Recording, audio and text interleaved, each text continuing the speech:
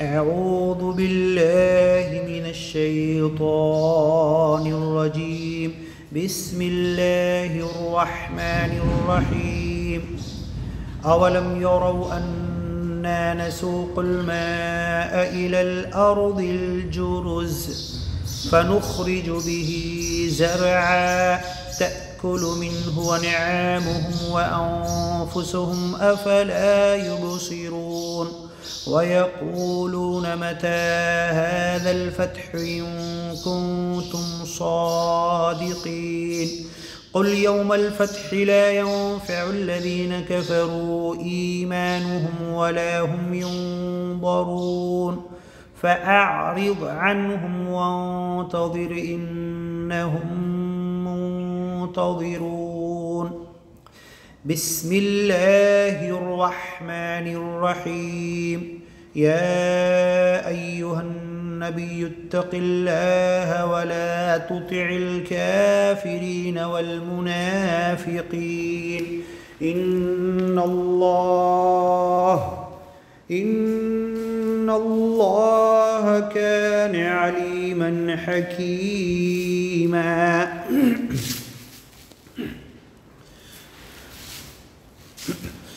واتبع ما يوحى إليك من ربك إن الله كان بما تعملون خبيرا. وتوكل على الله وكفى بالله وكيلا. ما جعل الله لرجل من قلبين في جوفه وما جعل أزواجكم اللائي تظاهرون منهن أمهاتكم وما جعل أدعياءكم أبناءكم ذلكم قولكم بأفواهكم والله يقول الحق وهو يهدي السبيل. ادعوهم لآبائهم هو أقسط عند الله فإن لم تعلموا آباءهم فإخوانكم في الدين ومواليكم وليس عليكم جناح فيما أخطأتم به ولكن ما تعمدت قلوبكم وكان الله غفورا رحيما. النبي أولى بالمؤمنين من أنفسهم وأزواجه أمهاتهم وأولو الأرحام بعضهم أولى ببعض في كتاب الله من المؤمنين والمهاجرين إلا أن تفعلوا إلى أوليائكم معروفا كان ذلك في الكتاب مسطورا. وإذ أخذنا من النبيين ميثاقهم ومنك ومن نوح وإبراهيم وموسى وعيسى بن مريم وأخذنا منهم ميثاقا غليظا ليسأل الصادقين عن صدقهم وأعد للكافرين عذابا أليما. يا أيها الذين آمنوا اذكروا نعمة الله عليكم إذ جاءتكم جنود فأرسلنا عليهم ريحا وجنودا لم تروها وكان الله بما تعملون بصيرا. إذ جاءوكم من فوقكم ومن أسفل منكم وإذ زاغت الأبصار وبلغت القلوب الحناجر وتظنون بالله يحضنونا هنالك ابتلي المؤمنون وزلزلوا زلزالا شديدا وإذ يقول المنافقون والذين في قلوبهم مرض ما وعدنا الله ورسوله إلا غرورا وإذ قالت طائفة منهم يا أهل يثرب لا مقام لكم فارجعوا ويستأذن فريق منهم النبي يقولون إن بيوتنا عورة وما هي بعورة إن يريدون إلا فرارا ولو دخلت عليهم من أقطارها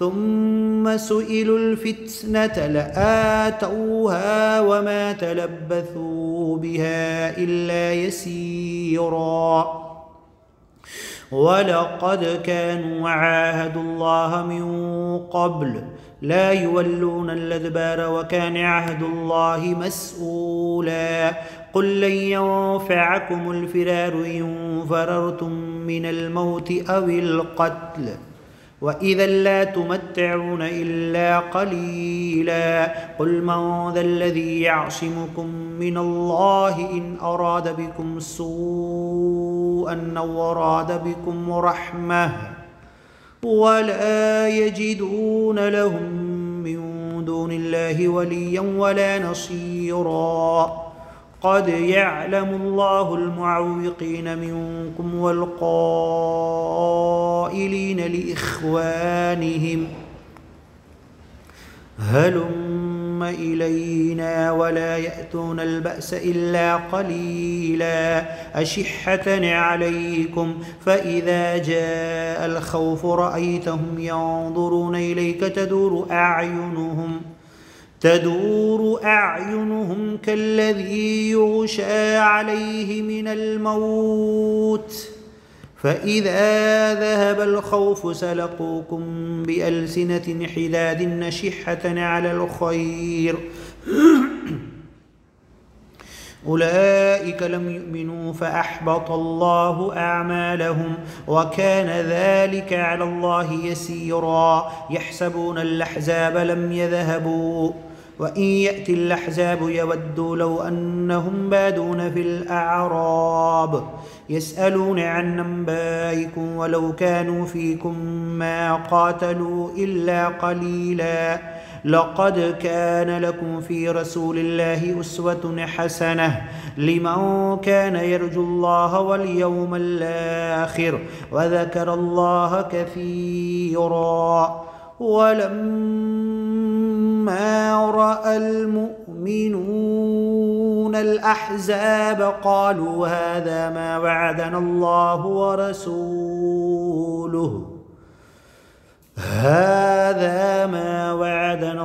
ورسوله وصدق الله ورسوله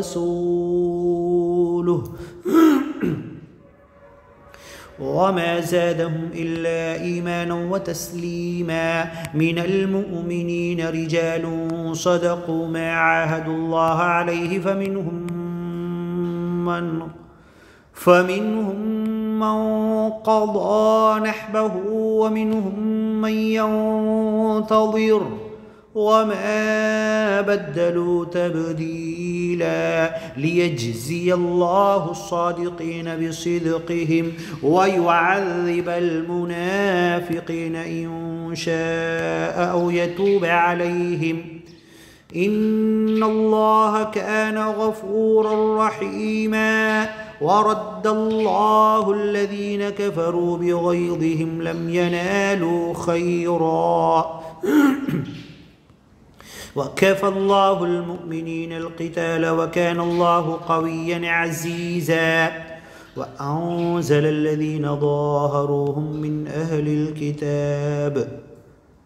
من أهل الكتاب من صياصيهم وقذف في قلوبهم الرعب فريقا تقتلون وتأسرون فريقا وأنزل الذين ظاهروهم من أهل الكتاب من صياصيهم وقذف في قلوبهم الرعب فريقا تقتلون وتأسرون فريقا وأورثكم أرضهم وديارهم وأموالهم وأرضا لم تطئوها وكان الله على كل شيء قديرا. يا أيها النبي قل لأزواجك إن كنتن تردن الحياة الدنيا وزينتها فتعالين أمتعكن وأسرحكن سراحا جميلا وإن كنتن تردن الله ورسوله والدار الآخرة فإن الله أعد للمحسنات منكن أجرا عظيما. يا نساء النبي من يأت منكن بفاحشة مبينة يضاعف لها العذاب ضعفين وكان ذلك على الله يسيرا. ومن يقنت منكن لله ورسوله وتعمل صالحا نؤتها أجرها مرتين وأعتدنا لها رزقا كريما. يا نساء النبي لستن كأحد من النساء إن اتقيتن فلا تخضعن بالقول فيطمع الذي في قلبه مرض وقلن قولا معروفا وقرن في بيوتكن ولا تبرجن تبرج الجاهلية الأولى وأقمنا الصلاة وآتينا الزكاة وأطيعنا الله ورسوله إنما يريد الله ليذهب عنكم الرجس أهل البيت ويطهركم تطهيرا. واذكرن ما يتلى في بيوتكن من آيات الله والحكمة إن الله كان لطيفا خبيرا. إن المسلمين والمسلمات والمؤمنين والمؤمنات والقانتين والقانتات والصادقين والصادقات والصابرين والصابرات والصابرين والصابرات والخاشعين والخاشعات والمتصدقين والمتصدقات والصائمين والصائمات والحافظين فروجهم والحافظات والذاكرين الله كثيرا والذاكرات والحافظين فروجهم والحافظات والذاكرين الله كثيرا والذاكرات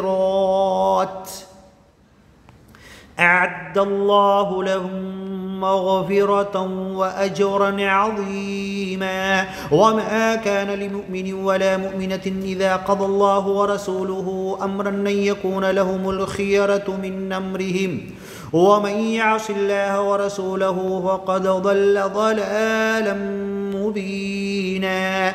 وإذ تقول للذي ينعم الله عليه وأنعمت عليه يمسك عليك زوجك واتق الله وتخفي في نفسك ما الله مبديه وتخشى الناس والله أحق أن تخشاه. فلما قضى زيد منها وطرا زوجناكها لكي لا يكون على المؤمنين حرج في أزواج أدعيائهم إذا قضوا منهن وطرا وكان أمر الله مفعولا. ما كان على النبي من حرج فيما فرض الله له، سنة الله في الذين خلوا من قبل وكان أمر الله قدرا مقدورا. الذين يبلغون رسالات الله ويخشونه ولا يخشون أحدا إلا الله وكفى بالله حسيبا. ما كان محمد نبا أحد من رجالكم ولكن رسول الله وخاتم النبيين وكان الله بكل شيء عليما. يا أيها الذين آمنوا اذكروا الله ذكرا كثيرا وسبحوه بكرة وأصيلا. هو الذي يصلي عليكم وملائكته ليخرجكم من الظلمات إلى النور وكان بالمؤمنين رحيما. تحيتهم يوم يلقونه سلام وأعد لهم أجرا كريما. يا أيها النبي إنا أرسلناك شاهدا ومبشرا ونذيرا وداعيا إلى الله بإذنه وسراجا منيرا. وبشر المؤمنين بأن لهم من الله فضلا كبيرا. ولا تطع الكافرين والمنافقين ودع أذاهم وتوكل على الله وكفى بالله وكيلا. يا أيها الذين آمنوا إذا نكحتم المؤمنات ثم طلقتموهن من قبل أن تمسوهن فما لكم عليهن من عدة تعتدونها فمتعوهن وسرحوهن سراحا جميلا. يا أيها النبي إنا أحللنا لك أزواجك اللاتي آتيت أجورهن وما ملكت يمينك مما أفاء الله عليك وبنات عمك وبنات عماتك وبنات خالك وبنات خالاتك اللاتي هاجرن معك وامرأة مؤمنة إن وهبت نفسها للنبي إن أراد النبي أن يستنكحها خالصة لك من دون المؤمنين. قد علمنا ما فرضنا عليهم في أزواجهم وما ملكت أيمانهم لكي لا يكون عليك حرج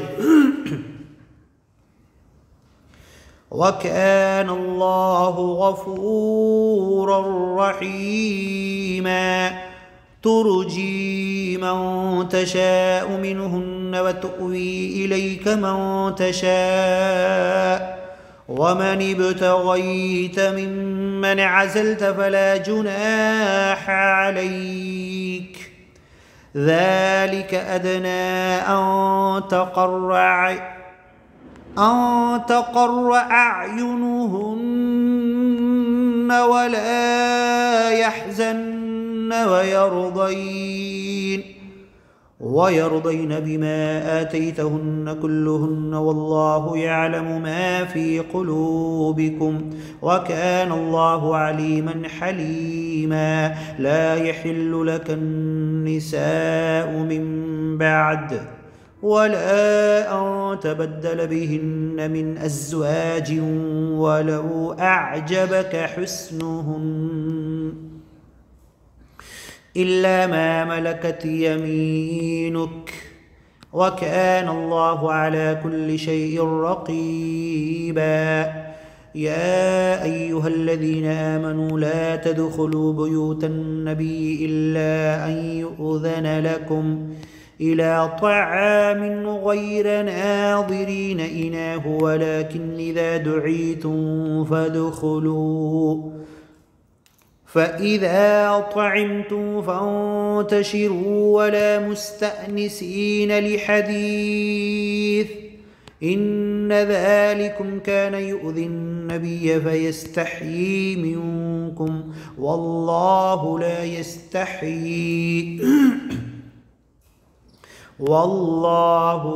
يستحيي من الحق. وإذا سألتموهن متاعا فاسألوهن من وراء حجاب ذلكم أطهر لقلوبكم وقلوبهن وما كان لكم أن تؤذوا رسول الله ولا أن تنكحوا أزواجه من بعده أبدا إن ذلكم كان عند الله عظيما. إن تبدوا شيئا أو تخفوه فإن الله كان بكل شيء عليما. لا جناح عليهن في آبائهن ولا أبنائهن ولا إخوانهن ولا أبناء إخوانهن ولا أبناء أخواتهن ولا نسائهن ولا ما ملكت أيمانهن واتقين الله إن الله كان على كل شيء شهيدا. إن الله وملائكته يصلون على النبي يا أيها الذين آمنوا صلوا عليه وسلموا تسليما. إن الذين يؤذون الله ورسوله لعنهم الله في الدنيا والآخرة وأعد لهم عذابا مهينا. والذين يؤذون المؤمنين والمؤمنات بغير ما اكتسبوا فقد احتملوا بهتانا وإثما مبينا. يا أيها النبي قل لأزواجك وبناتك ونساء المؤمنين يدنين عليهن من جلابيبهن ذلك أدنى أن يعرفن فلا يؤذين وكان الله غفورا رحيما. لئن لم ينته المنافقون والذين في قلوبهم مرض والمرجفون في المدينة لنغرينك بهم ثم لا يجاورونك فيها إلا قليلا ملعونين أينما ثقفوا خذوا وقتلوا تقتيلا. سنة الله في الذين خلوا من قبل ولن تجد لسنة الله تبديلا. يسألك الناس عن الساعة قل إنما علمها عند الله وما يدريك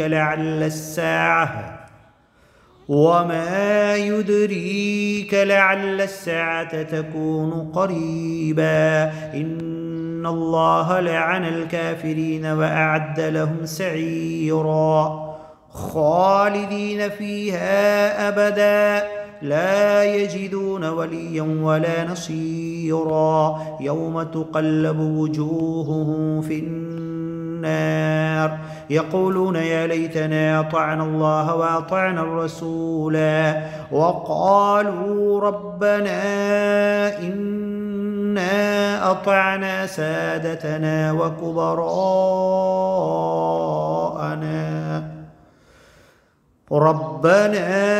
إنا أطعنا سادتنا وكبراءنا فأضلونا السبيلا وقالوا ربنا إنا أطعنا سادتنا وكبراءنا فأضلونا السبيلا ربنا آتهم ضعفين من العذاب ولعنهم لعنا كبيرا يا أيها الذين آمنوا لا تكونوا كالذين آذوا موسى فبرأه الله مما قالوا